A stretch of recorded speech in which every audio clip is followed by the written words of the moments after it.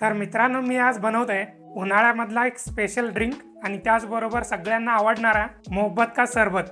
तर मित्रांनो, मोहब्बत का सरबत हे कलिंगडापासून बनवलं जातं आणि त्याचबरोबर याच्यामध्ये गुलाबाच्या पाकळ्या वगैरे टाकल्या जातात। त्यामुळे या मोहब्बत का सरबतचा ना टेस्ट एकदम भारी आणि एकदम मस्त होऊन जाते।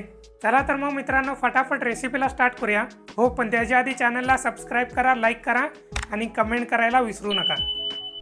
तर सगळ्यात आधी मी इथे एक चांगलं पिकलेलं कलिंगड घेतलेलं आहे। आता या कलिंगडाचं थोडंसं बूड कापून घेतो, म्हणजे जेव्हा आपण कलिंगड जे आहे ना उभं ठेवू तेव्हा ते चांगलं बसेल असं।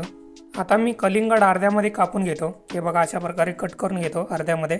आणि मगाशी जो बूड आपण कापून घेतला ना त्याच्याकडचा अर्धा कलिंगड घेतलेला आहे आणि या अर्ध्या कलिंगडामध्ये अशा प्रकारे मी चौकोनी कट करून घेतो थोडाशा। आणि आतमधला जो गाभा असतो ना तो काढून घेतो चमच्याने। आणि गाभा चमच्याने काढून घेतल्यानंतर ना एका भांड्यामध्ये काढून घेतो। आणि कलिंगडामधला गाभा काढून घेतल्यानंतर ना कलिंगड अशा प्रकारे दिसतो बघा। मोहब्बत का सरबत आपण जेव्हा तयार करू ना यामध्ये आपण वाढून देऊ शकतो। आता कलिंगडामधल्या ज्या बिया असतात ना त्या पण व्यवस्थित काढून घ्यायच्यात सगळ्या बिया। कलिंगडमधल्या बिया काढून झाल्यानंतर ना अशा प्रकारे चौकोनी कापून घेतलेले आहेत कलिंगड। आता हे कापलेले कलिंगड नंतर ना आपण डेकोरेशनसाठी आणि मोहब्बत का सरबतमध्ये पण टाकायला यूज करणार आहोत। आणि हा जो राहिलेला कलिंगड आहे ना हा ज्यूससाठी वापरणार आहोत। आता हे राहिलेलं कलिंगड एका मिक्सरच्या भांड्यामध्ये टाकून घेतोय। आता कलिंगडाबरोबर 1 ते अर्धा लिटर थंडगार दूध टाकून घेतोय। जर तुमच्याकडे दूध थंड नसेल ना यामध्ये बर्फ पण टाकून घेऊ शकताय। आता यामध्ये अर्धी वाटी साखर टाकून घेतोय। साखरेबरोबर 7 ते 8 गुलाबाच्या पाकळ्या पण टाकून घेतोय। गुलाबाच्या पाकळ्यामुळे टेस्ट पण छान येते आणि त्याचबरोबर कलर पण छान येतो। आता हे मिक्सरला लावून घ्यायचं आहे आणि एकदम बारीक करून घ्यायचं आहे। बारीक करून घेतलेला सरबत जो आहे ना कलिंगडामध्ये मी ओतून घेतोय। तर तुमच्याकडे ग्लास वगैरे असेल तर काचेचा ग्लास त्यामध्ये पण तुम्ही टाकून घेऊ शकता आणि एकदम मस्तपैकी डेकोरेशन करू शकता।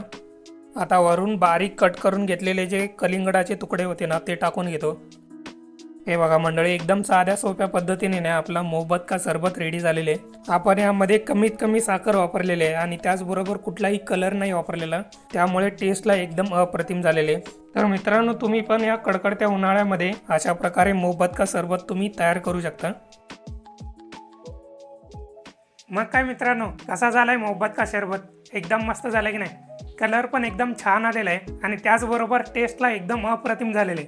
आता हेच मोहब्बत का सरबत गाड्यावरती वगैरे पिलात ना त्यामध्ये बरंचसं बर्फ वगैरे टाकलं जातं आणि त्याचबरोबर रोज सिरप वगैरे टाकला जातो। आता या रोज सिरपमध्ये ना केमिकल वगैरे असतात आणि कलर पण असतात, त्यामुळे ते आपल्या आरोग्याला खूप हानिकारक असतात। आता हा तुम्ही मोहब्बत का सरबत घरी बनवलात ना एकदम भारी बनतं आणि एकदम टेस्टी बनतं। चला तर मग तुम्ही पण तुमच्या घरी एकदा नक्की ट्राय करा आणि मला कमेंट करून सांगा तुमचा मोहब्बत का सरबत कसा झाला तो। आता जाता जाता रेसिपी आवडली असेल तर लाईक करा, कमेंट करा आणि सगळ्यात महत्त्वाचं चॅनलला सबस्क्राईब करायला विसरू नका।